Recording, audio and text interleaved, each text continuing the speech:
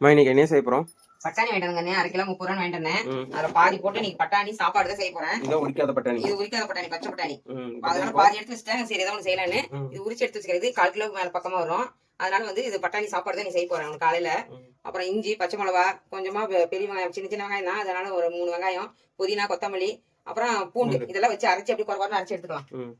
காரத்துக்கு அதுதான் ஃபர்ஸ்ட் அரைக்கணுமா? அரைக்கணும்பா. இதெல்லாம் போட்டு அரைச்சி எடுத்துக்கலாம்.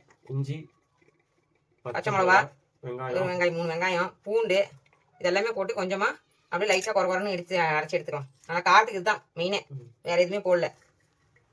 தேவையான அளவு எண்ணெய் கொஞ்சம் ஊற்றிக்கலாங்க. குக்கர்ல தான் செய்யப்போறோம். அது சாப்பாடு சீக்கிரமா வேணும், குக்கர்ல தாங்க செஞ்சாகணும். ஏன்னா இல்லைன்னா தம் போட்டு இருக்கணும். அதனால சீக்கிரமா செஞ்சிடலாம். இதுலேயே கொஞ்சம் நெய் ஊற்றிக்கலாம். கொஞ்சமா நெய் ஊற்றிக்கலாங்க, அப்பதான் நல்லா வாசமா இருக்கும்.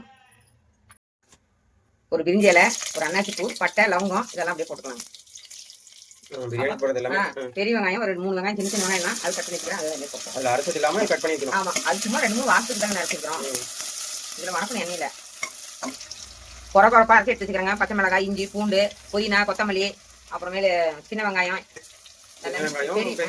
போட்டுக்கலாம். கொஞ்சம் குறப்பா அரைச்சி வச்சுக்கிறேன். ஏன்னா ரொம்ப நைஸா வேணாம். ஆமா, கறி மசாலா தூள் ஒரு 1/2 ஸ்பூன் போட்டுக்கலாங்க, நல்லா வாசமா இருக்கும். வேற எதுவும் இல்லப்பா, அவ்வளவுதான். பட்டாணி கழுவி வச்சிருக்காங்க, அது வெளியே போட்டுக்கலாம். இல்லப்பா, பச்சை பட்டாணிக்கண்ணே உரிச்சு எடுத்தது அப்படியே போட்டுக்கலாம். இது தேவையான அளவு கொஞ்சமா உப்பு போட்டுக்கலாங்க. தண்ணி ஊத்திட்டு அப்புறமேல உப்பு செக் பண்ணி பாத்துக்கலாம். சாப்பாடு எக்ஸ்ட்ராங்க எடுத்துக்கிறேன். அதுக்கு 1க்கு 2.5 ஊத்துறேன். 1 டம்ளர் அரிசிக்கு 2.5 டம்ளர் தண்ணி நம்மளுக்கு வேணும்ல 3 பேத்துக்கு. அதனால இதுல வந்து இதுல 1 போட்டேன். இதுல 2 தண்ணி ஊத்திருக்கிறேன்.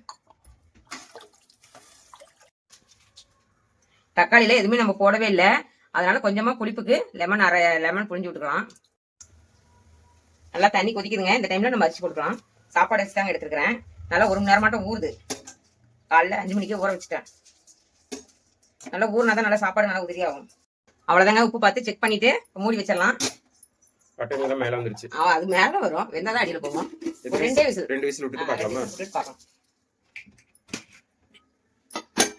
அப்ப 2 விசில் வந்துச்சுங்க. ஓபன் பண்ணி பார்க்கலாம்.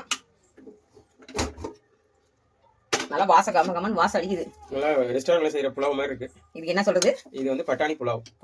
நான் பட்டாணி சாப்பாடுன்றேன். பட்டாணி பிரியாணி கூட சொல்லிக்கலாம். அவ்வளவுதாங்க. இந்த மாதிரி நீங்களே செஞ்சு பாருங்க எப்படின்னு.